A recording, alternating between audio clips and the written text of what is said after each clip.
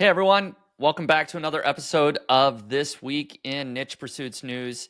And Jared and I were just talking about maybe there's a little bit of hope with some Google recoveries coming up. At least there's been a lot of talk in the SEO industry, and in particular from a couple of Google representatives, that makes us believe that maybe there's potential for recovery with the next Google Core update for those that maybe were hit with the helpful content update. So we're going to talk about that. In addition to a couple of other things that are happening within Google SEO and that entire industry. But then in addition, Jared and I actually have a couple of really interesting updates. Some of us are doing being more successful than others with their side projects. But I am actually excited to talk about my Facebook page. I talked about it a little bit last week. I'm going to talk about it a little bit more, the progress that I've made. And then finally, we're going to talk about a couple of weird niche sites here at the end of the podcast. But first of all, Jared, I'm going to welcome you on the show. How are you doing today? Doing very well. The flip-flop continues. I'm back in my home office, back in our usual space, and good to be. I mean, I'm excited. I was telling you before we started recording, I feel like, a lot of the news hasn't been positive of late, and, we're reaching a bit, but this is a positive conversation we're about to have here. It's about time. Yeah, we're going to lead with positivity here in this podcast. Sign me up. That's right. So we need a little bit of that. And so there has been a little bit of chatter. And so let me go ahead and share my screen here. A few people have talked about this, but Marie Haynes had an article, which here we go. That's titled, "There's Still Hope for September HCU-Impacted Sites." Okay. And so both Danny Sullivan and John Mueller have both made some comments on social media recently here within the last couple of weeks that basically has said that sites that have been impacted by the HCU, the September HCU, and I've got a graph on the screen here that is pretty typical for sites that were hit really hard. It's just this nosedive, that there's still hope that they might recover. And now I know that this has been a long ongoing thing that initially people thought, oh, maybe after a couple of weeks or a couple of updates, right, that people would see this big recovery. But now we've got some additional, comments that say, hey, it might be the next core update will help even more, right? Danny said, as to the inevitable, but I've done all these things. When will I recover? Questions. I'd go back to what we said before. It might be the next core update will help, as covered, in a particular reference here. And so the actual tweet that is referred to, this is Danny Sullivan, Google Search Liaison. He basically says that, hey, the helpful content system or update is no longer a separate system. It's all part of the Google core algorithm. And so when they do core ranking updates, that's when you might see a recovery. And so we don't know exactly when the next core update will be, but Danny mentions here that we do several of those updates during the year. So when did the last one finish, Jared? End of April, early May. Wasn't it early May when it finally wrapped up? The really long one. Yeah, I think maybe it was early May. March core update finished in May. The double M's. Yeah. And so it still is probably going to be at least a couple of months before another core update rolls out. We don't know the exact timing, right? But it is something like 3 to 4 times a year that they do have these core updates happening. So, and John Mueller also said something, fairly similar in that, hey, look for the next core update.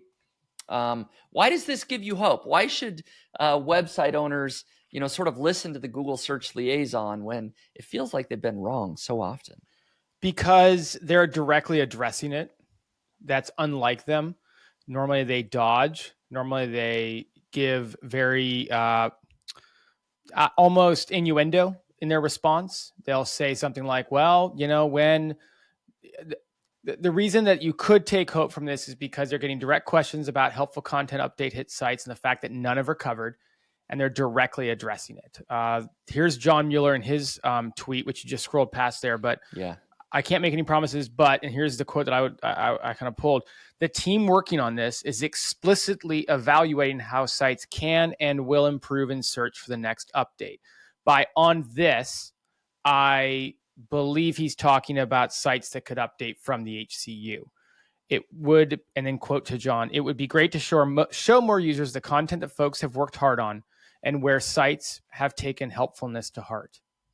Yeah. That sounds like someone who's speaking in a way that wants sites to recover and wants to have examples of it, and they have a team that is working on it. That's why you could find hope in this. We haven't heard that language used yet. We've heard very different language. Now, to those of us who've heard language from Google like Danny and John for almost a year now, and it hasn't turned out to be true, there's that as well, and we can get into that. But certainly from a hope standpoint, those are the things I would say you could hope on. Right. And I do know that behind the scenes, and I can't share everything that I know, although I don't know anything, Ooh, a little secret insider per info se. here. All right. I simply know that certain people have emailed Danny directly and gotten responses from him, and I've seen some of those responses. And so I won't share who these individuals are, but I know that Danny and others are taking very specific things to the search team and is definitely working with both, bloggers and the search team to try and improve things. And Danny has agreed with the people that have been communicating with him that these are issues. Your sites should be doing better in certain circumstances, right? And so I do feel like they're looking at this problem more directly, and that with all of the backlash that Google has received, all the way from the PR nightmare with the AI overviews to Wall Street Journal articles and lots of other articles that we've talked about, sort of negative PR surrounding Google results are not great. We've got to append Reddit and that sort of thing. Google, they want to get this right. And there's so many small publishers and other people like us that are bringing up that, hey, there's a lot of search results that are just not great after the helpful content update. I think they want to take that back and they want to improve the search results. To your point, I mean, the number of PR disasters they've had in their hands in the last 18 to 24 months. I mean, you didn't mention the antitrust lawsuit. You didn't mention the fact the studies that usage of Google is down. I mean, there's so many problems, right? The botched Gemini launch, having to pull that back because of racial innuendos and things. I mean, there's so much of a PR nightmare, and we know that this type of content, helping small publishers succeed, has always been a great PR play for them. That's why you did a YouTube video on even the fact that they've used this in their PR in years past to highlight the small publishers that they love and then destroyed. It's a good PR move for them, but they can't seem to get their algorithm in line with what they're hoping for. Right. Do you ever get stuck in your business and wish you had someone you could turn to for solutions? Well, I think you should consider joining the Niche Pursuits community. You'll get weekly calls with experts on growing a successful online business, and you'll also get assigned a small mastermind group where you can solve your business problems as well as share your wins. For a limited time, I'll let you try out the Niche Pursuits community for just $1. Go ahead and use coupon code PODCAST at checkout in order to get your first month for just $1. Again, that's coupon code PODCAST. Go to community.nichepursuits.com today and see what it's all about. And maybe I'll see you on our call next week. Thanks a lot. So I do have reason to believe that there is hope. We can't guarantee anything, but from what I'm seeing publicly and what I've seen, like I said, a couple of emails privately that don't reveal any big thing other than they are working on this. They're aware of issues. They are taking it to the search team. And you would hope that somebody over there is listening. They're going to make actual changes. I do believe that there's hope. So, and I don't think anybody expects for every site to recover. Like, certainly we understand there's definitely some sites that deserve to be hit hard from the helpful content update. There are some sites that used to rank that were not helpful. And so a reset of some sort isn't what people are frustrated about. People are frustrated that not one single site has recovered. And that makes it punitive. That doesn't make it an update that's targeting helpful versus unhelpful content. It makes it a completely punitive and overreach of what they're targeting. Right, exactly. And the hammer that came down with this helpful content update was severe in terms of penalizing entire sites. And that is a big piece of it that I feel like could be rolled back. Instead of just penalizing entire site, penalize the individual article, right? De-rank that one article that you feel isn't Yeah. as helpful. This is played out very explicitly when a lot of sites that were hit with the helpful content update, if you do a site search, if you put whatever your site is .com plus a key phrase, you want to find a result specifically on this website, that's not pulling up in Google, right? Like that is, people are looking for your site plus whatever it is, right? If I were to type nichepursuits.com plus make money online, right? Like I clearly want to read an article on nichepursuits.com about making money online. Google is not, Niche Pursuits wasn't hit, but for example, if it was hit, that result would not show up anywhere in the top 2 pages, right? And so something like that. Homefresh.com, quote, air purifier. Yes, exactly. And not that site was de-indexed, but to your analogy, and to use a story that's been a URL that's been touted quite a bit, right? Exactly. So there's a lot of the things surrounding this update, a lot of discussion. So hopefully we'll see an update in a couple of months and we'll see some actual recoveries. But I do feel like there's a little bit of hope, as Marie Haynes here says, that there's still hope for September HCU impacted sites. So I agree. 1 year anniversary? What do you think? September 2024? Why not? Sooner than that would be better, but if nothing else, right? Let me put this to you this way, Spencer. If you had a site that was creamed by the HCU, mm-hmm.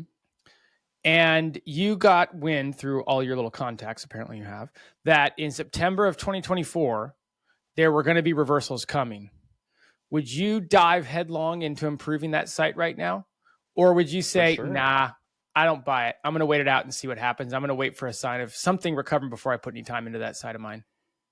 I would put some time in to try and recover things, right? Like depending on the size and scale of the site, that's a monumental job. Maybe it's just pieces of the site, but I would put effort into it if I felt like an update was imminent that would actually roll back some of the helpful content update. Because fair or unfair, I think all of us, for the most part, could look at our sites and we know of things we could do to improve them. Mm-hmm. Interesting thought. Yeah.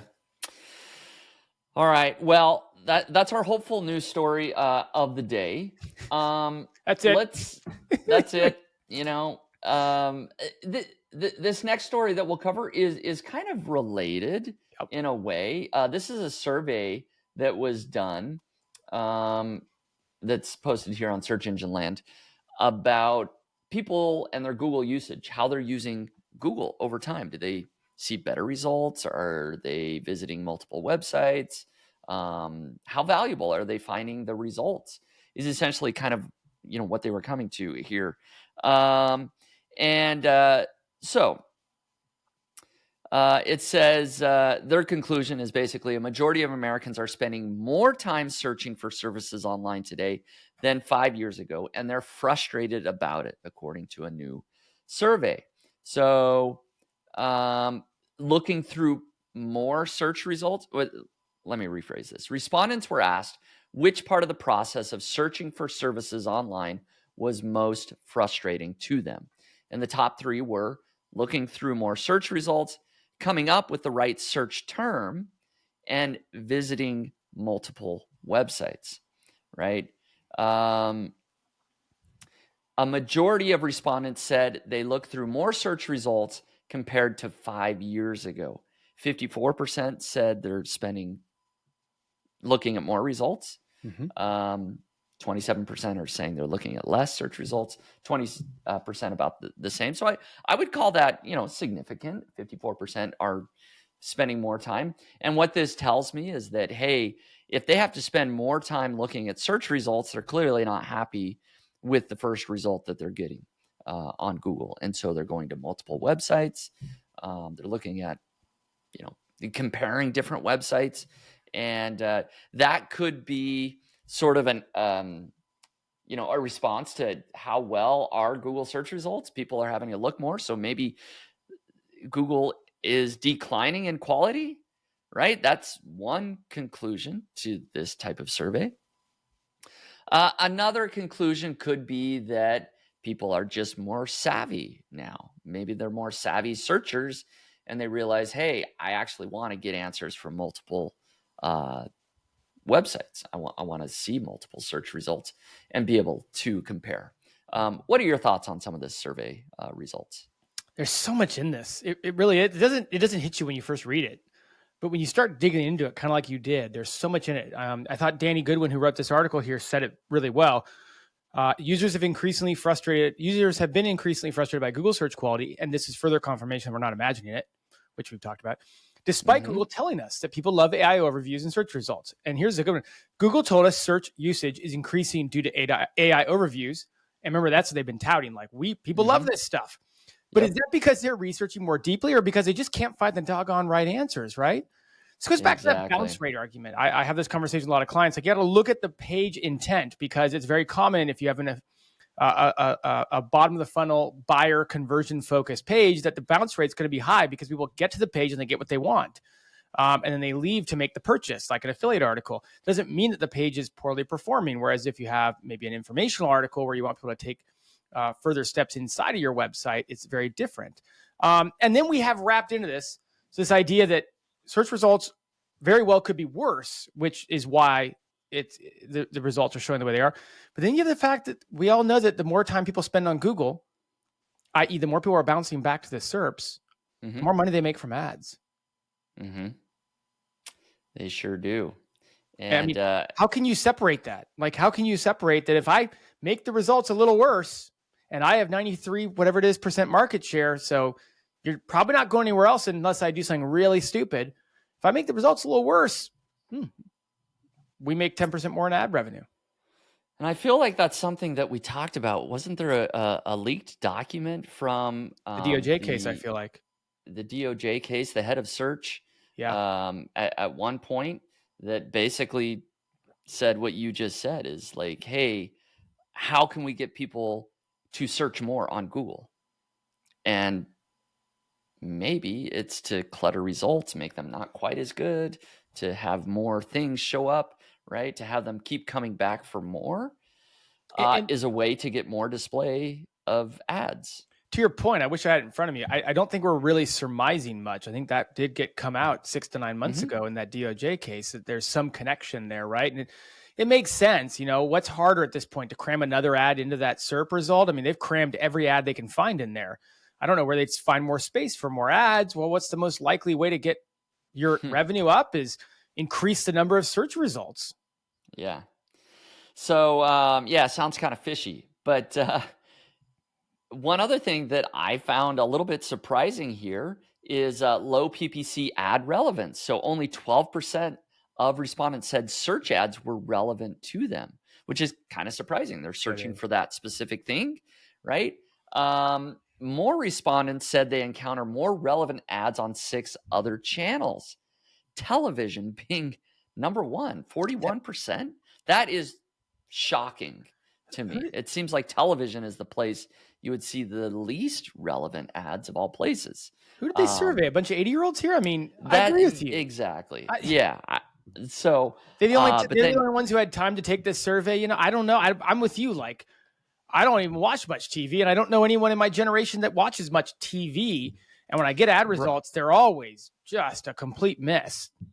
Yeah, or even if it's through streaming services, right? Whether it's Hulu or Netflix, or some other sometimes ad-supported show, like it's a general ad, right? Like it's a Geico or a Tide or some prescription medication I don't actually really need. That does tend to come up as well. That is not relevant, but apparently these respondents are saying television is more relevant than. It's because they're not even going to Google anymore. Maybe, I don't know. Apparently they are on Instagram and TikTok, right? They get more relevant ads there as well. So, okay, I just think it's really interesting. But the headline here that 54% of people look through more search results versus 5 years ago provides a lot of thought-provoking questions a lot of what we've brought up here already in terms of, does that mean search results are getting worse? Does that mean searchers are getting more savvy? What does this all mean? We don't know exactly, other than the respondents to this survey did specifically say that they are frustrated, and that's why they're searching more and looking at more websites. So just sort of another one of sort of those interesting things to think about as we talk about this industry as a whole. It's another good reminder, if you're in marketing, that what did Mark Twain say? Lies, and statistics. Something like that. You can always take a stat and kind of make it work to your advantage or work to tell a story. And it's interesting when you come at a headline like that, like you said, like there's so many different ways to slice and dice it. It's hard to know what this really means, but it's fascinating nonetheless. Yeah, absolutely. And so maybe the last news story that we'll cover here, it feels like a little bit of a continuation of some things that we've already known, but it's a big name. I found some hope in this story, Spencer. I haven't even told you about this yet. Yes, I continue with the theme. So I have some hope here. Very good. So hold on to that, because we've got a big name, the Wirecutter, which is now owned by the New York Times, of course, that, affiliate marketers have looked to the Wirecutter for years as like, this is an example of a high quality website. They do great hands-on reviews. They publish this great content, and Google historically has ranked them very, very well. Yeah. However, Glenn Gabe just shared a tweet here just a couple days ago that had some graphs that show that since essentially the helpful content update, the visibility of the Wirecutter has been decreasing sort of just month after month after month. Since September of 2023, now here to, we're in June 2024. I mean, the visibility has dropped by like something like 50% based on, what I'm seeing here, just based on this tweet. So there's been big drops in the SERPs, right? And there's a lot of, updates that have been related to this, the Google review update system, core updates. So all of this has apparently impacted what used to be looked at this very high quality type website. So what's your positive spin on this one? It's really interesting when you look at the screenshots that Glenn Gabe provided. The visibility index in the last month in particular has continued to plummet. We see these plummets from September with the HCU. We saw another plummet around December. We know there was one of many core updates that time. Then we get into the March core update, which really hit sites around April, early April, we see in trends. And then you see this plummet in June. But ironically, if you go over to the Ahrefs chart, you see a very different tail. And if you pull that back out, and I actually went to Wirecutter in Ahrefs and looked further, you can see that it's starting to actually pick up in the first 2 weeks of June. This screenshot was taken maybe a week ago by Glenn Gabe, maybe a little less. And so if you actually look at it in today, it's definitely on the uptick. Ahrefs would suggest that their organic traffic has actually gone up by about over 10% in the last 2 weeks. And if you go look at the keyword changes from today versus say a month ago, they are picking up a lot of number one keywords that used to be at spot 6, 7, and 8 for very affiliate focused terms. Like I have right up here, they've gone from number 7 to number 1 for hiking boots, number 4 to number 2 for pressure washer, number 3 to number 1 for best electric toothbrush, and the list goes on. So, again, nowhere near recovery, 10% recovery, given that they've lost, I don't know, arguably about half their affiliate traffic over the last year is nothing, but still perhaps signs of hope.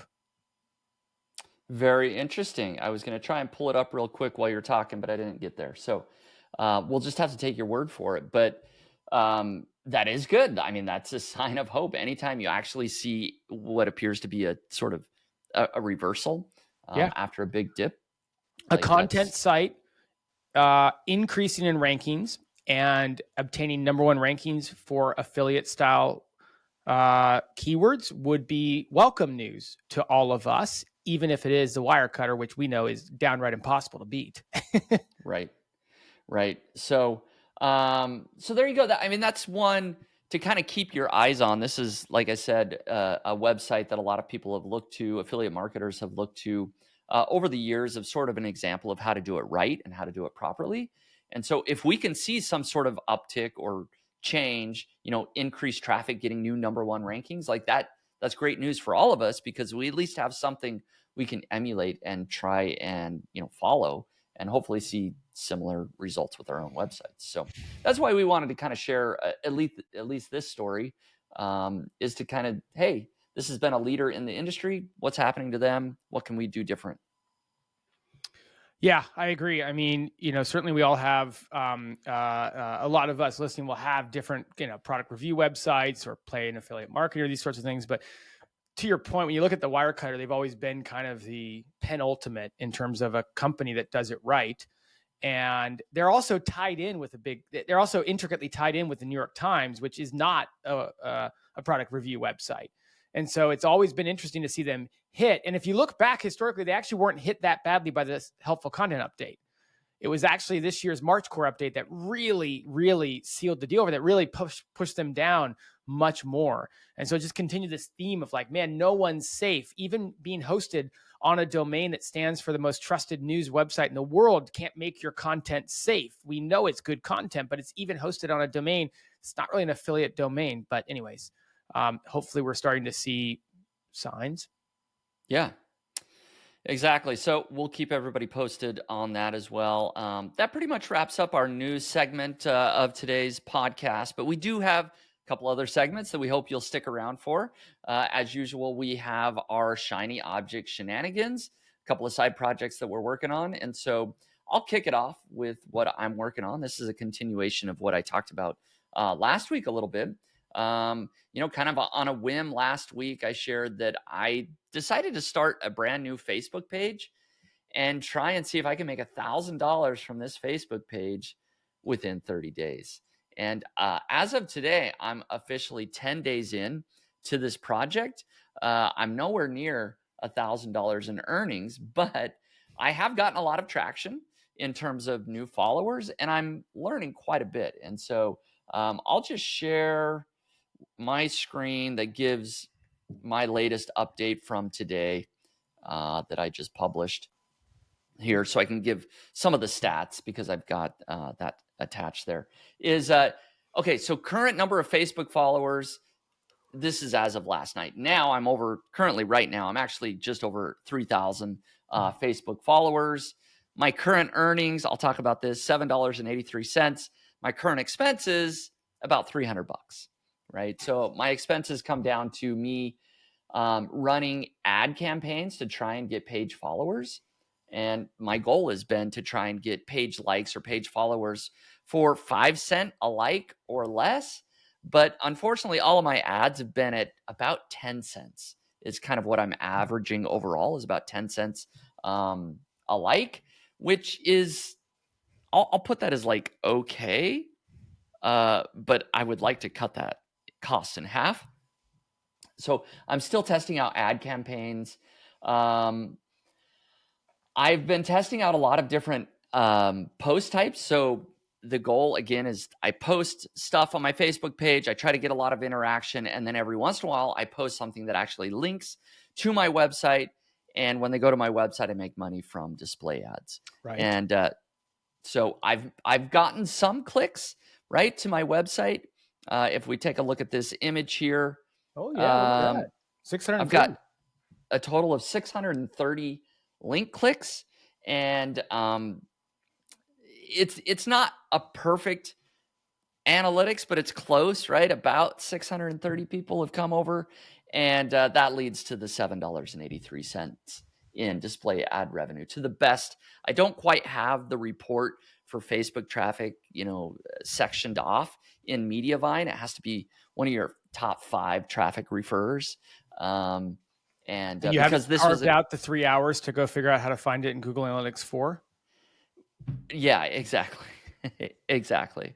So this is pretty close. I call it an estimate because it's not perfect, right? But it's either way, it's nowhere near the $1,000 in earnings. So, but that's okay, Jared. I'm not going to quit. I'm just at the point now where I'm building up the page. By the end of the month, it's going to be 5, somewhere between 5 and 10,000 followers. And hopefully I've landed on different post types that perform really, really well. I do feel like in the last couple of days, I've actually figured out a couple of post types that are getting a lot more engagement and comments. I have one now up that's probably just about 100 likes and something like 40 comments on it, right? And so for a brand new page, less than 10 days old with really not that many followers, like that's pretty good. And so I feel like I'm learning some things that will work. Now I need to figure out how to convert engagement to website visitors. And, I'm still working on that. Well, I mean, we keep referencing this upcoming interview with Andy Scragga that's going to get released, but I don't have my notes in front of me, but Andy would say on the podcast coming up that you do want to spend the first couple months in a perfect world building engagement before you start trying to get people off the Facebook page and over to your website. Yeah. In a perfect world. He's right. And that's which it looks like you're building up good engagement. 100, I think you said, interactions, and this thing is 10 days old. I mean, that's positive news. That's good. Yeah. So like I said, I feel like I can build a page with a lot of engagement. I'm landing on things that work well in this particular niche. And if I fail, if I don't make $1,000, like I don't feel that bad. This is a self-imposed challenge. I'm not trying to prove anything to the world. I'm not a Facebook guru. I'm not an expert here. So if I fail and everybody thinks, oh, you're no good at Facebook, it's like, well, I never said I was good at Facebook. I just thought I'd do this challenge. So it's okay. But if I end up at the end of this with a page following of close to 10,000 people that is very engaged, and I only made $50, like I'm cool with that. But I like having that goal, that carrot to dangle out in front of me to keep me working hard every single day, to have something to work towards. Now, in a future podcast, I'll dive deeper into this, but I could see myself getting this page to a point where it gets accepted to the Facebook bonus program, and then it can actually make money directly from the Facebook page itself. And that could get really, really interesting. I do have another Facebook page that was accepted just over a week ago to the Facebook bonus program. And I've been pleasantly surprised with the earnings there. I'll maybe share that, next week, share the type of earnings that I'm making on that page. But I could see that translating to this particular project as well. And a question here, because I was going to go down this rabbit trail, and then I realized, there's really two types of Facebook. I talked about this in my newsletter yesterday, which we'll go into here in a second on my side also, but there's Facebook organic and then there's Facebook paid. And you're paying for followers, but things to me that I think of that could help you drive $1,000 of earnings this month are click arbitrage, ads to specific high RPM pages, which really is click arbitrage, and then ads to affiliate products, or because those are going to typically be a higher paying per visitor than an ad. Like an ad is going to pay you $30 per 1,000 visitors. So you got to get a lot.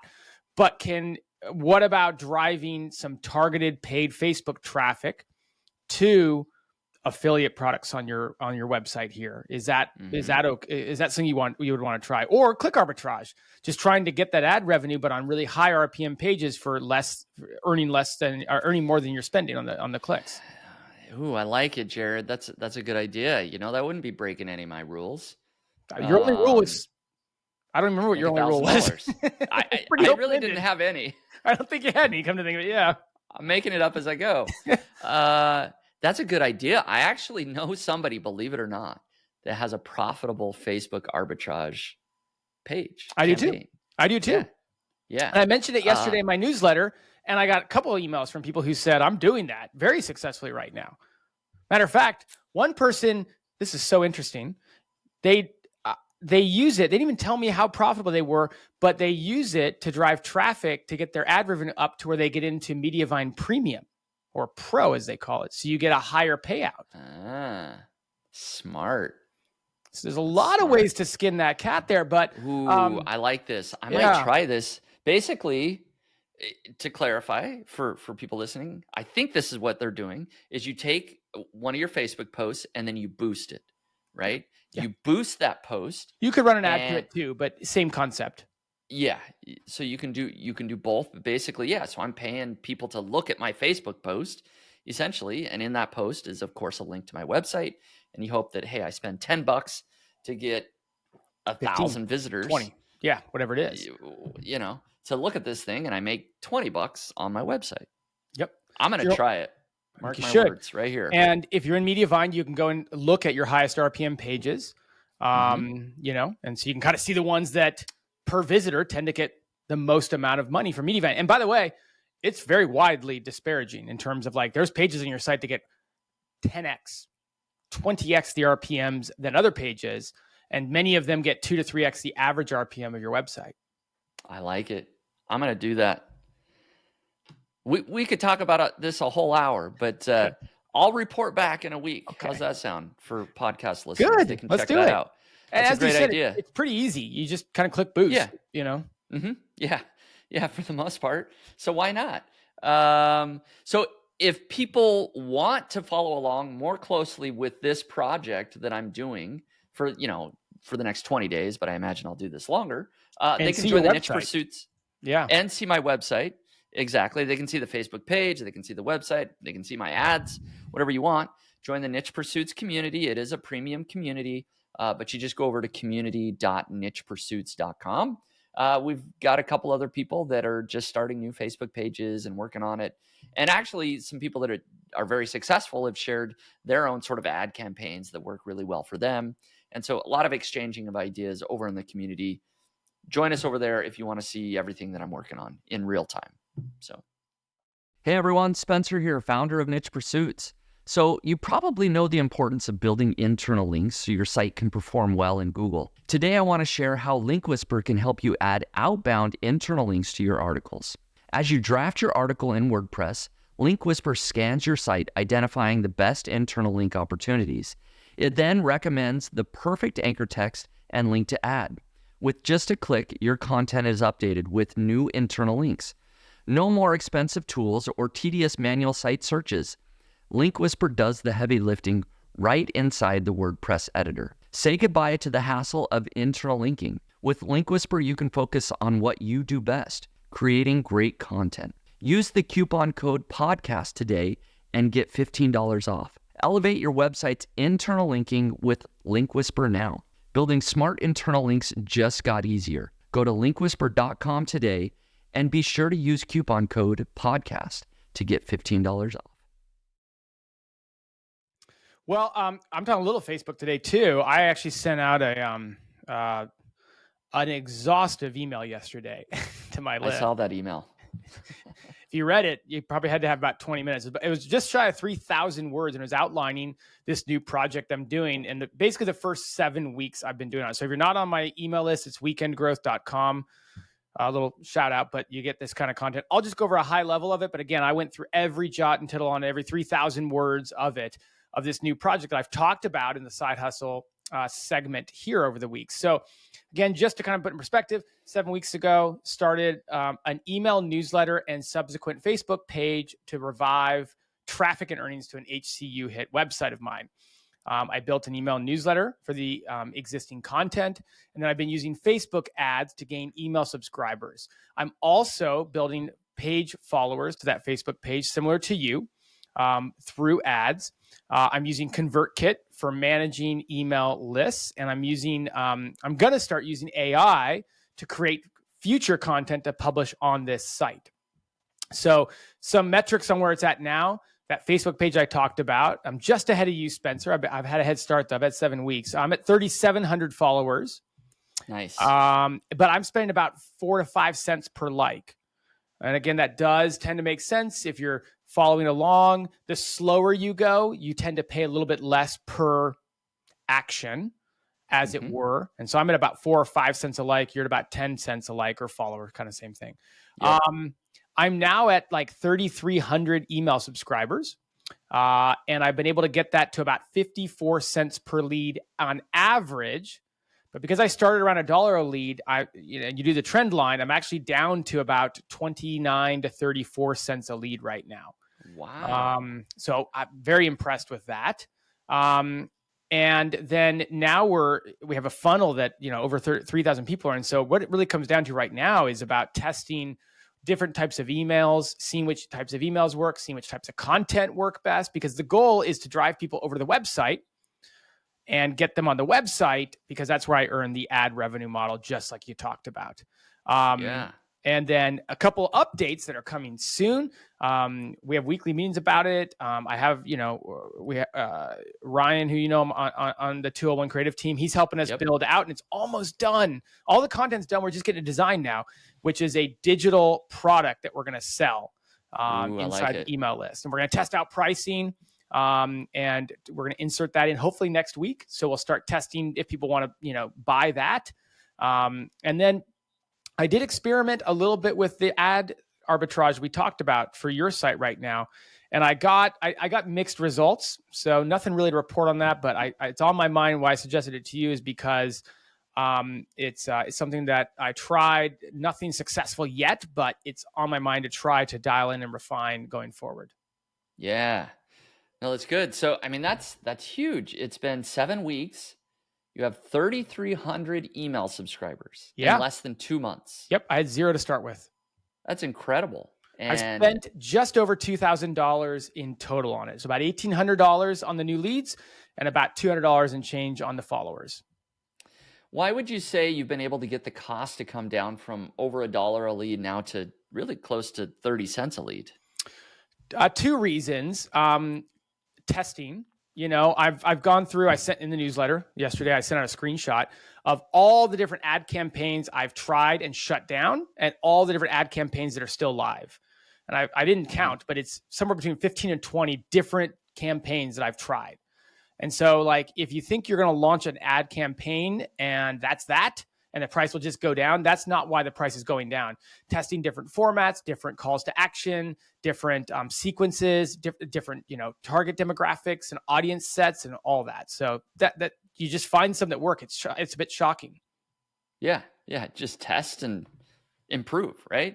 I was sharing this with a couple colleagues. In one, it was the exact same copy, but it was an orange background for the graphic versus a blue background for the graphic, and one outperformed the other by 10x. Wow. I know. Wow. I let it run for a week. It's not like it was just a day and I, just had a weird set of, it was a week, and it looked at it. I'm like, oh my goodness.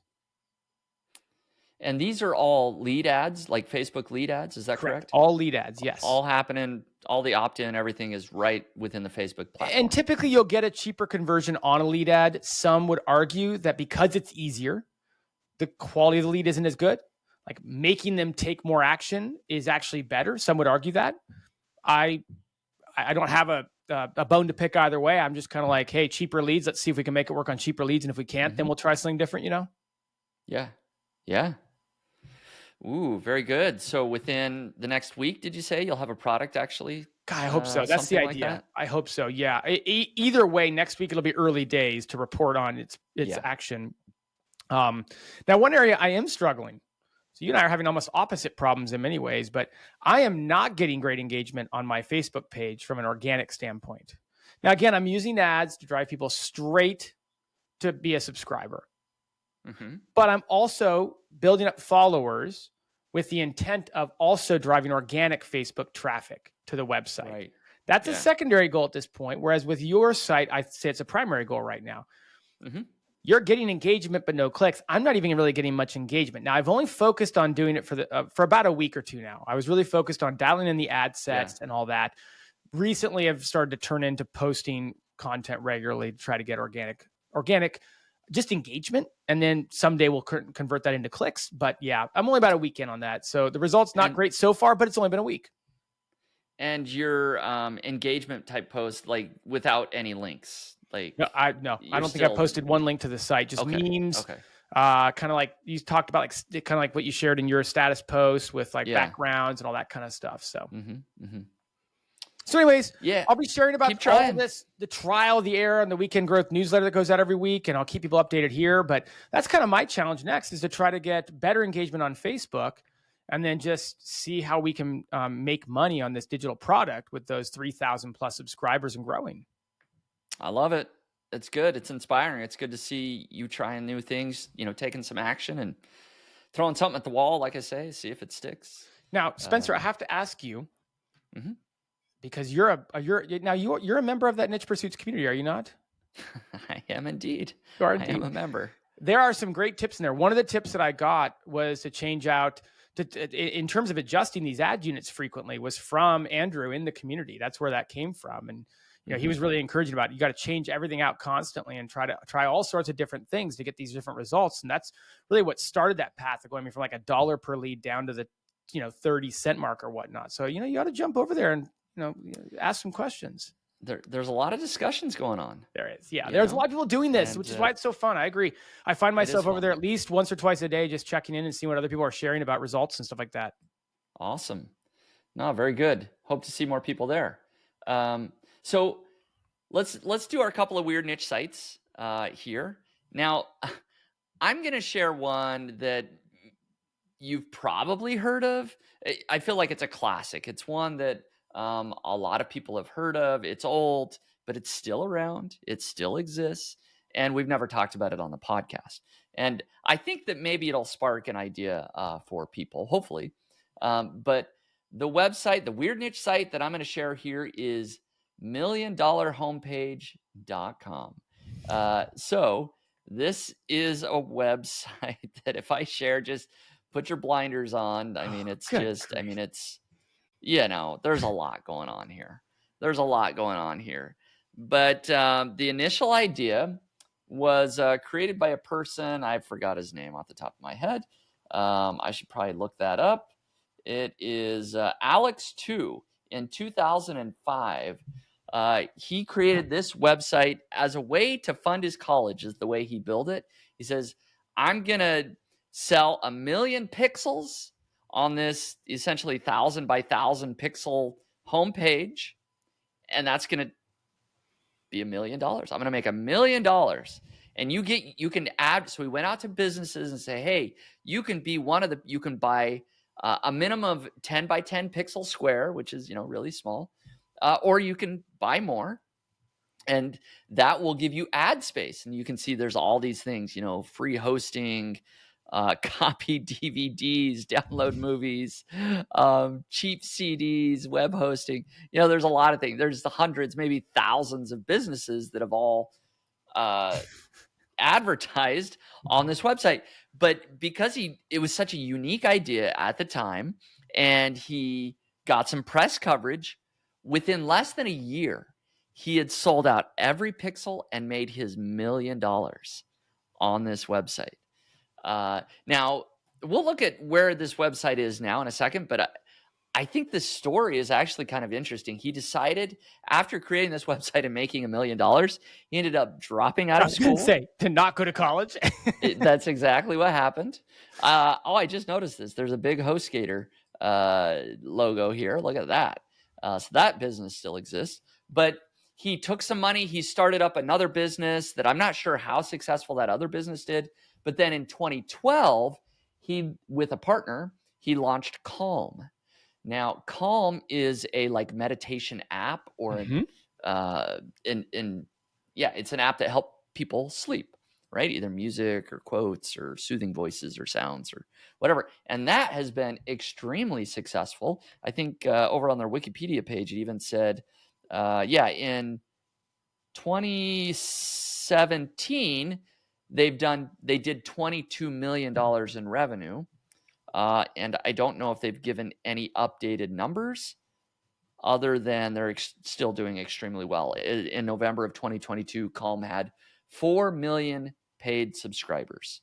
So he went on, he took the money, the education, the whatever, the clout from the $1 million webpage, and he parlayed that now into an extremely successful career. But this niche website, it's funny because a lot of these businesses no longer exist. Oh, yeah. So a lot of these links now go to dead websites, but I found one, at least, HostGator is there, that I didn't see before. Every time you look, you see different ones. And there is Waldo. I'm afraid to click on this. That's the only problem here is I click on it. Oh, it is actually going to go there. Maybe I won't do that. But there's I see Yahoo. I So see that's a eBay. broken. I see some Yeah. sites. Yeah. Yeah. I do No, there's like, Spencer, right there in your screen in the upper left, there's a nice big heart. And when you hover over yes. it, it just says, this is the biggest heart on this page. Yeah. There you go. Now, don't I click love on it it. because that doesn't look like a good site to click on. I don't want to click on a lot of these. Yeah. Exactly. But a lot of them are dead links, no longer exist. But what is also fascinating is if we go over to Ahrefs, this still gets like 10,000 organic visitors a month. Here we are almost 20 years later. It's still getting, or is that organic clicks? And again, it's mostly coming from people just searching for $1 million webpage. They're just kind of looking up the history of that. That's the only thing it could possibly rank for. And then if I go to SimilarWeb, you can see that in the last 3 months, it's gotten about 250,000 visitors. Not that that matters, right? He made his $1 million and isn't making a dime more after that. He's not selling any more pixels, but it's still getting 50 to 100,000 visitors each and every month all these years later. So kind of just a fascinating story. One that I knew about maybe even back in 2005. I don't know when it first came out. I kind of heard about it, but just kind of a cool story. Somebody that made $1 million with just a single homepage. So there you go. It's rare that we get to, usually on these weird niches, we are always trying to figure out the monetization path and the way to grow it. Right. It's rare that the monetization path has been solved and gotten paid before the website even went live. Yeah, exactly. Thought of the monetization first. Talk about getting paid first in life. Yeah. So probably a lot you could learn from this particular website, but it does make you think. I mean, this conceptually feels more like just, the person who sold pet rocks, like just somehow right. figured out how to convince the tulip craze from Europe. I mean, it just feels like that, and more power to him. Yeah, why not? He had a great idea and he capitalized on it. Made his $1 million. So clearly he knows what he's doing. He also started a very successful app following this. Not exactly a one-hit wonder sort of scenario here. Totally. So well, very good. When did you say this all happened? 2005. Yeah, it looks about that time period. Yeah. A lot of green and purple in there. Mm-hmm. Yeah, a lot of good-looking pixels. Well, my site has been around for equally as long, Spencer, my weird niche. Wow. Probably not quite as compelling of a story. Depends on who you talk to, I suppose. Does not have quite the traffic that yours has either. Shifting gears, my weird niche this week is usbeerlabels.com. And US beer labels. Yeah, as you would imagine, this is not a very mysterious URL. It is a site that is all about beer labels for sale. As this gentleman says, Thor, I began collecting old beer labels in 1982 and started this website in 1999. Wow. My beer label inventory. I didn't know those three words went together. My beer label inventory is one of the largest in the world. I'm always buying, selling, and trading vintage beer labels. You can contact me about your beer labels by clicking the Sell Beer Labels tab at the top of this page. This website looks like it was made in 1999, I might add. Mm-hmm. Walk down memory lane. We have quite the walk down memory lane today, don't we? I did a little domain search on it. The domain seems to have been registered in 2004, so don't know the discrepancy. These were early days of the internet, so maybe it was before you even registered domains. You just kind of sent a pigeon carrier to get your domain registered or something in 1999. I'm not really sure. If we talk about metrics and kind of how it's doing, it's a DR19. It hasn't picked up a lot of links over the years. It ranks for a collective 242 keywords, and I can basically say that it gets a traceable amount of traffic.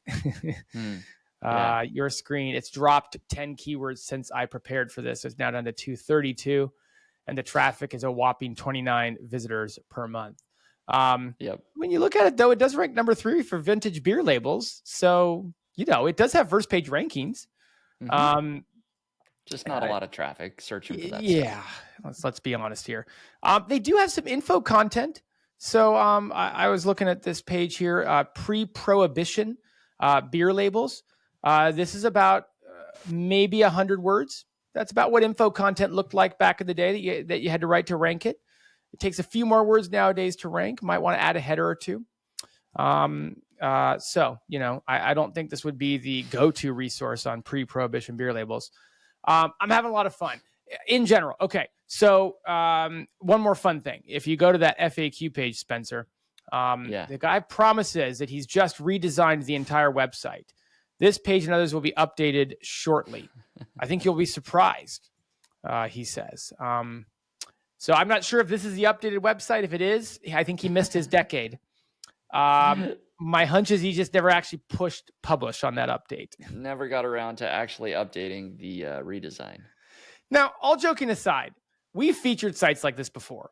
And I'm racking my brain, but this is not the first time we featured this off the wall niche. What was it? We've done a toy niche, and a James Bond niche, and like really off the wall kind of stuff that actually has passionate collectors. Remember that we had like the Star Wars Legos or something. Remember that? And then the 20s era vintage clothes, vintage clothing style.